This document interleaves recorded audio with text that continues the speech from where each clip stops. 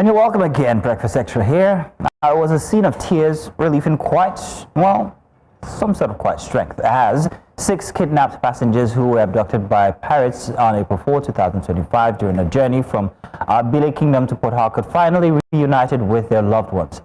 The victims, 5 men and 1 woman, were held captive for nearly 2 weeks by gunmen claiming to be Ijaw boys from Bayelsa, who cited retaliation against the Bille community's stand against oil bunkering as their motive.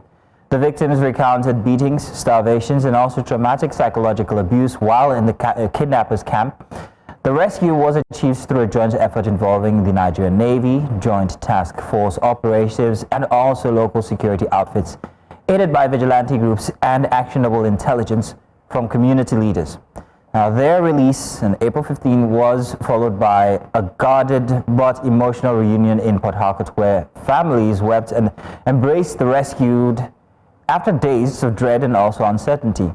The moment marked both a sigh of relief and a grim reminder of the dangers still lurking along the creeks and rivers of River State. Now, let's take you to an emotional piece here in Port Harcourt, or in Nigeria here in Port Harcourt, that was put together by our new central correspondent, Biola Festus. Let's take a look at this.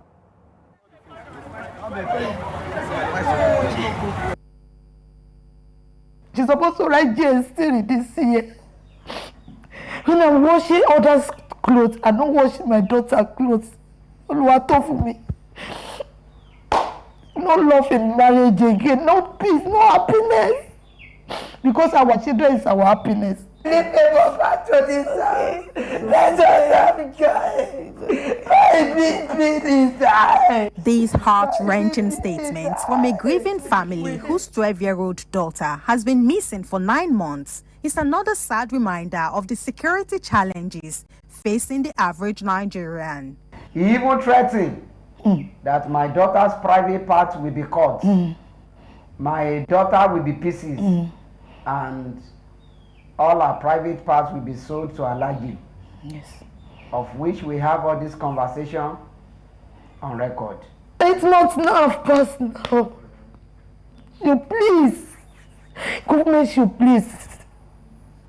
My fellow women should please. I'm passing through pains that I can't explain to anybody. Sometimes I just be inside my room crying. Because I'm missing her. Sometimes I will carry her clothes. That a lot of me come back. Because of this, my father-in-law is in stroke. Where is my sister? Is she sleeping on the bed or she's sleeping on the floor? Here is my sister, my bedmate, someone that we gist. Both of us we gist. Sometimes we stay late at night, we talk to each other. My sister made this cap for me. She made it. And our plan was that when school closed, we would tell our father what to enter a business making cap because people say they love the cap. CCTV footage around the neighborhood captured Favor being led to a tricycle by a stranger accompanied by our teenage friend. Days after, the friend's family reportedly moved out of the neighborhood, raising suspicions about their involvement in Favor's disappearance. They have codedly moved away from the environment. Are you suspecting anything with this? Of course. Everybody around me is a suspect. How much more? The one whose daughter was captured in a CCTV camera that lured my daughter away from the compound. In another twist, an unknown number contacted the Oluwasheyis, claiming to be Favor's abductor and demanding a ransom for our release. I have to call somebody to buy my machine so that I can get money. We gather the money together, we give them. They don't release my daughter. It's a murder she won. With disappointment, Favor's father explained how he sent the contact information of the alleged kidnapper to the anti-kidnapping unit in Port Harcourt. Shockingly, investigations traced the kidnapper's mobile number to the Enugu State Correctional Center, suggesting possible inside involvement. He sent an account details. We made a ransom payment to that same account, of which we have tracked the number to Enugu Correctional Center. And to my greatest surprise, on the 20th of April 2024, I discovered and I saw that the PRO of the Nigeria Correctional Center, the person of Umar Abubakar, can speedily responded and debunk such a very strong allegation in the prison custody Enugu, and claiming that such thing never happened, claiming that nobody bears such name in that prison, claiming that we never visited the Enugu Correctional Center, of which I have every evidence, I have every proof, I have the picture of the suspected criminal who collected a ransom from me on behalf of my kidnapped daughter, Favor Oluwatofumi Oluwaseyi. Cases of missing persons is becoming one too many in Port Harcourt that the civil society organizations are now wading in. We challenge the Nigerian Correctional Service to 1, conduct an immediate, open and thorough investigation into these allegations. 2, make public the visit register for December 4th, 2024 to verify the claim that the victim's father, accompanied by police officers from Rivers State, visited the Enugu Correctional Facility. 3, provide concrete evidence to support their denial to demonstrate transparency and accountability. 4, according to the father, to Favor Oluwaseyi, the real name of the suspect at the Enugu Correctional Service is Chidiebere Chikeze, aka Chiboy. We stand by this statement until otherwise proven. The public deserves to know the truth. An open probe and release of relevant records will help bring those responsible to justice. Step into this matter. For the Oluwaseyis, every means within their reach has been explored without positive results, and they are now urging the media to help get their voices heard.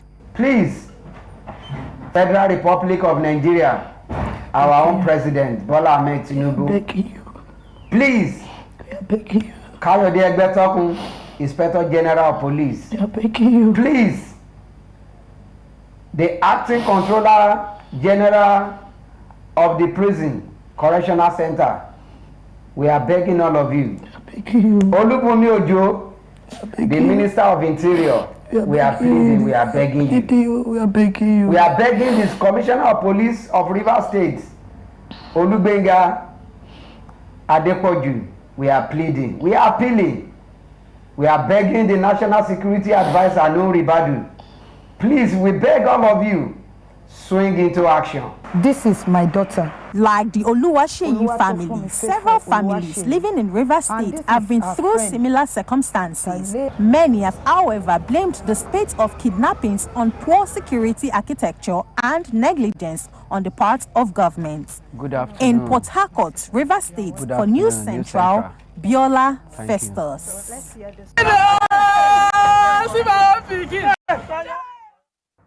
And that report was filed in by Biola Festus as one family is celebrating the rescue or the return of their kidnapped children. Another, that's the Oluwaseyis, are mourning as their child, 12-year-old, is still in the kidnappers' den. They do not know the whereabouts, even though they have paid ransoms. You could hear the father, Mr. Oluwaseyi, there pleading to every senior citizen of Nigeria and all the ruling elites to come to their aid. Now, joining us now to give us a bit of more insight to this story is Biola Festus, our correspondent live there in Port Harcourt. Biola, just watching that visuals there and just hearing the family and the mother, the father crying, it just sends chills down your spine. What was it like for you just going through and uncovering this story? Walk us through the process. May 27th were the days I filed those reports.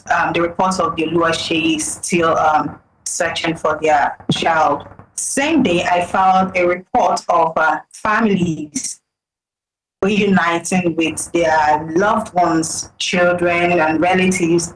As you're seeing there is the Oluwaseyis, the father, the mother, and the sister of the lost 12-year-old girl who was kidnapped allegedly by a neighbor in their neighborhood in Port Harcourt. As a 12-year-old girl on the screen. The families have been pleading saying that they have done all they can for the rescue of their daughter. Biola Festus joins us live now. Biola, are you with us? Yes, Judith, I'm on now. Please go ahead. So I was trying to say that May 27th, the day I filed these two reports, had a sweet, bitter feel for me because in one breath, I reported that the family of the Bille people were reunited with their families or their loved ones that had been kidnapped for 21 days. Now, getting to this spot, the tower of the Bille people, the joy that filled the atmosphere was something very unique. I felt fulfilled as a reporter that having followed their stories for months, finally, they had the cause to smile, the cause to rejoice. Judith, behind the camera, these women gave me a very warm hug and kisses. They were so happy. They were so thankful to News Central for following the story until their loved ones came back home to them. That made me happy. That made me feel satisfied for doing my job. Now, away from there, we drove straight to the Oluwasheyis, who were on the road on the 27th of May, protesting or having a walk to the state police headquarters in Rivers State. Now, according to them, instead of having the Children's Day celebration, they wanted to create awareness that their daughter was still missing, and it was 9 months already.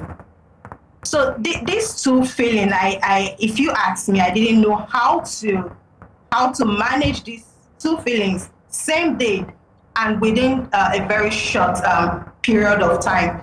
So the Oluwasheyis family, alongside our schoolmates, the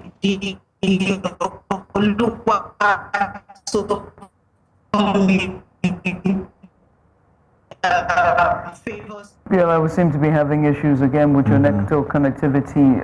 We'll try to fix that. Like she just rightfully puts, this must be really, really, sad. A bittersweet day for her, like she described, coming off one, ending one case of kidnapping with parents and seeing that their children have been rescued from the kidnappers' den, and then driving to Oluwasheyis and seeing a home that has been torn apart with anguish and grief and pain, as they retell their heartbreak or heart-wrenching tale of their daughter that has been kidnapped. Indeed, you are correct. Bittersweet indeed. That's the word to use.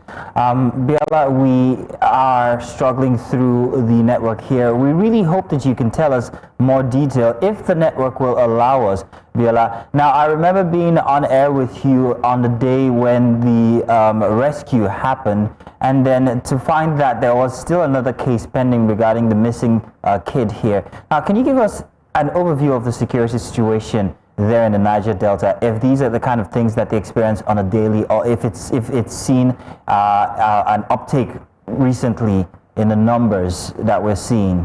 The Niger Delta region has always been a place where youths take to illegal oil refining. This is an oil-rich region here.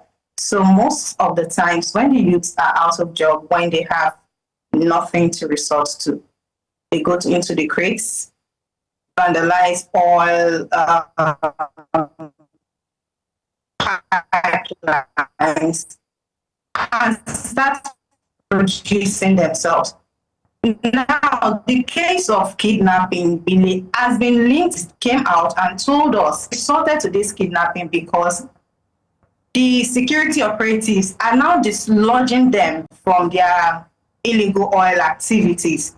So they've now resorted to kidnapping, taking ransom to survive.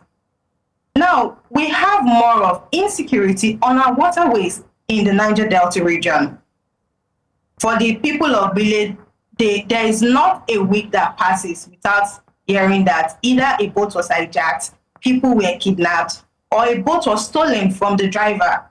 This has been a concern around this region. And the more concerning issue is that the government is yet to pay rapt attention to this. They treat it as though it's just some passing issue, but this has been persistent. This has been bedeviling the region, especially the Bille waterway. So the people would love for the government, not just the states, but the federal government as well, to wade in. This region can make a whole lot by investing in the post-security sector. Biola, what's the unique factor about Bille itself? What do the people in Bille trade in? How do they live their lives? And why is it an attraction for people who have nefarious objectives? Got oil wells in their community. So this is their most important asset. Apart from oil, they do fishing. But the most valuable asset there right now that the federal government focuses on is the oil well in their community. So if these pirates or oil bunkers turned pirates could have access to their oil wells, they vandalize it, take the crude, go and refine it, and then sell to people. But the problem now is that the security operatives that have been assigned has been assigned to protect this oil well, which is Tantita, has dislodged them from that activity. So they are now taking it out on the citizens of Bille. Now, Bille has just the sea routes as they right now. You can't go by road. The only means is by the sea. So you have to travel across the sea to get to that island. So that is a unique situation for them. Right. I want to circle back to the Oluwaseis, and I think it's important that we highlight their story, just seeing the despair in that family, the father, the mother, and the daughter. Just tell us a bit, give us a bit of updates on their matter. The update right now is that the police chief, the commissioner for police in Rivers State, asked them to allow them 2 weeks to investigate the matter and then get back to them. So the time is ticking already. 2 weeks was the duration the police gave. It's almost a week already. So we are looking forward to the expiration of 2 weeks to get the latest from them. But the Oluwaseis family are not relenting. They have vowed to get to the end of this at all costs. Legal. Now, even the civil society organization is with them on the 27th of May to have their voices heard. So this matter is not something that will be swept under the carpet anytime soon, especially with the fire in the hearts of this family.